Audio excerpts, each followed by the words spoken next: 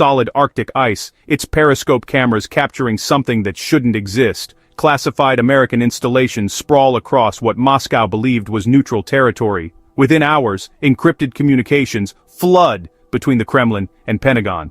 Right now, drop in the comments what you think America's next move should be, and smash that subscribe button, because what happens next will redefine global power.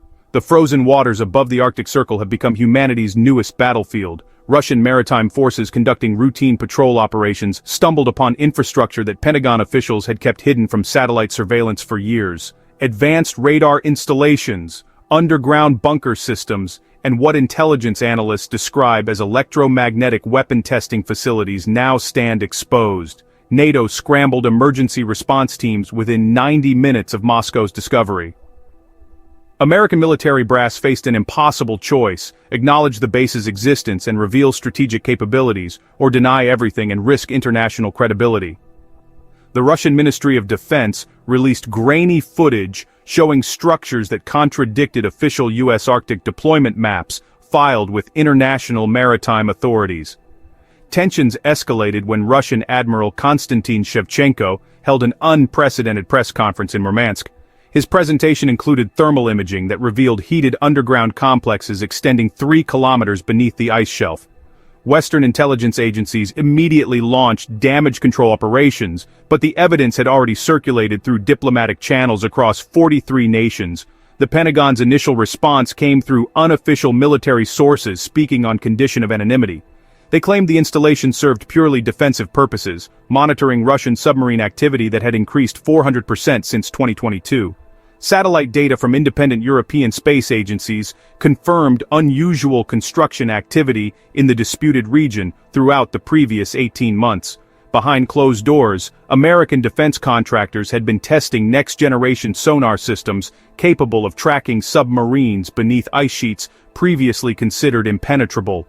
The technology represented a quantum leap in underwater warfare capabilities, effectively neutralizing Russia's Arctic submarine advantage that military strategists had relied upon for decades. Moscow's accidental discovery threatened to expose technological secrets worth billions in research funding. Russian President Vladimir Putin convened his Security Council for emergency sessions spanning 72 consecutive hours. Military advisors presented options ranging from diplomatic protests to direct confrontation. The Kremlin understood that American Arctic dominance would strangle Russia's northern maritime routes, potentially crippling trade relationships with Asian partners that sustained the national economy through Western sanctions. International maritime law became the weapon both superpowers wielded in their escalating rhetoric. Russia claimed the installations violated treaties governing military presence in disputed Arctic territories. American legal teams countered with historical precedents dating back to Cold War agreements that supposedly granted latitude for defensive monitoring stations. Neither argument held water under scrutiny from neutral international observers. The discovery triggered a domino effect across Arctic nations. Canada mobilized its northern defense forces, suspicious that similar undisclosed American facilities might exist within its territorial waters. Norwegian intelligence services began reviewing satellite archives, searching for construction patterns that might reveal additional hidden installations. Sweden and Finland, fresh NATO members, demanded full disclosure of all alliance military infrastructure in Arctic regions. Chinese observers watched the unfolding crisis with calculated interest. Beijing had invested heavily in Arctic shipping routes and resource extraction partnerships with Russia. Any military conflict in the region would devastate Chinese economic projections for the next 3 decades. Diplomatic cables from the Chinese Foreign Ministry urged restraint while quietly accelerating their own icebreaker construction program and polar research station development. The Russian submarine that made the initial discovery, the Kazan, became a symbol of the growing confrontation. Its crew received state honors while Western media painted them as aggressors, violating international norms. The submarine's captain, whose identity remained classified, reportedly told military investigators that American patrol vessels had attempted to interfere with their lawful passage through international waters hours before the base discovery. Pentagon spokespersons finally broke their silence with carefully worded statements acknowledging a research facility that studied climate change effects on defense infrastructure. The explanation satisfied nobody.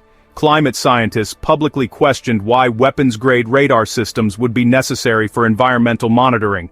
Defense analysts noted the base's proximity to Russian submarine transit routes made the climate change cover story implausible at best. Escalation reached a critical threshold when Russian strategic bombers began increased patrol flights along Alaska's maritime border. American F-35 fighters scrambled to intercept, leading to tense aerial encounters that brought both nations closer to accidental conflict than any moment since the Cuban Missile Crisis. Aviation experts analyzed declassified radar tracking data, showing Russian aircraft approaching within 32 kilometers of American airspace on 11 separate occasions. European allies found themselves trapped between competing loyalties.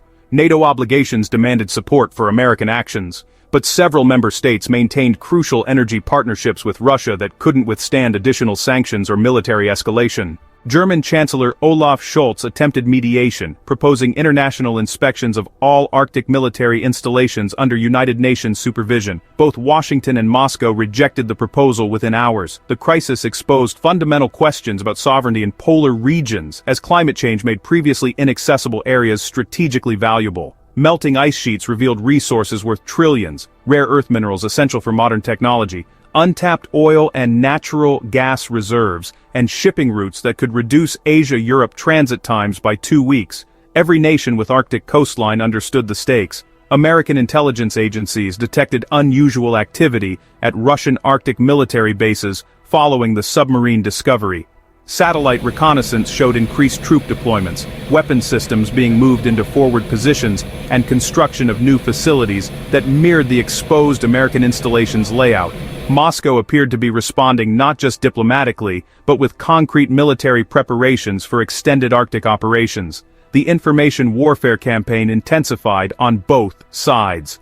Russian state media broadcast interviews with military experts claiming American Arctic bases threatened civilian populations in Siberian coastal cities. Western news outlets countered with analysis suggesting Russia planned aggressive territorial expansion that would cut off Arctic shipping lanes from international access. Truth became impossible to distinguish from propaganda as both nations mobilized public opinion. Cyber operations emerged as the newest front in the Arctic confrontation. American defense contractors reported sophisticated hacking attempts targeting systems connected to the exposed Arctic base. Russian energy companies complained of similar attacks on infrastructure supporting their northern military operations. Neither government officially acknowledged conducting offensive cyber operations, but intelligence community sources confirmed both nations had escalated digital warfare capabilities in the region. The United Nations Security Council convened emergency sessions that quickly devolved into theatrical performances. Russian diplomats demanded immediate American withdrawal from what they termed illegally occupied Arctic territories. American representatives countered with decades of Russian maritime violations and aggressive submarine patrols. China abstained from voting, preferring to watch its rivals exhaust themselves, while Beijing quietly advanced its own polar ambitions. Military analysts began publishing assessments of how Arctic warfare would actually unfold if tensions erupted into open conflict. The extreme environment favored neither side completely. American technological advantages in surveillance and precision weapons faced challenges from weather that grounded aircraft and disrupted satellite communications.